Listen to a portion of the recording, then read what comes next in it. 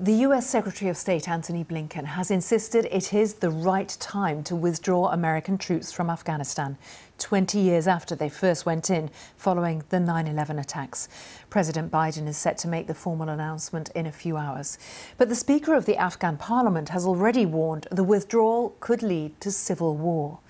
The United States has spent around $2 trillion and lost more than 2,000 service members since 2001 in what's been its longest war. At its height, there were more than 100,000 US troops stationed in Afghanistan. Today, there are around 2,500 US troops there as part of a 9,600-strong NATO mission. Well, let's hear a little of what Antony Blinken had to say about the withdrawal, speaking at NATO headquarters in Brussels. Almost 20 years ago, after the United States was attacked on 9/11, together we went into Afghanistan to deal with those who attacked us and to make sure that Afghanistan would not again become a haven for terrorists who might attack any of us.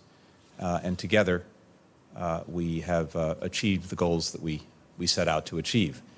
And now it is time to bring our forces home. We will work very closely together in the weeks and months ahead on a safe, deliberate, and coordinated withdrawal of our forces from Afghanistan. But even as we do that, our commitment to Afghanistan, to its future, will remain. Our correspondent Secunda Kamani is in Kabul. Afghan government officials here say they're waiting for more details about the withdrawal plans before commenting. President Ghani and President Biden are due to speak on the phone at some stage. But from the private conversations I've had, there certainly is a concern that categorically fixing this date in September for the withdrawal of all American forces, irrespective of what the conditions are on the ground here at that stage, will end up favouring the Taliban, either by encouraging them to wait things out and then push for a military victory, or at the very least strengthening their position at the negotiating table. The very slow pace that we've seen in the discussion so far between the Afghan and Taliban sides suggests it will be very difficult to reach a power-sharing arrangement by September.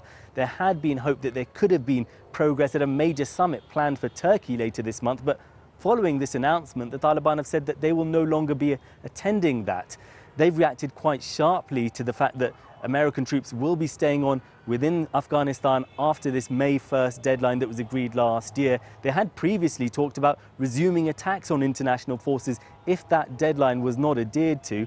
I think given that this is quite a short extension, we're unlikely to see that, but we'll have to wait and see.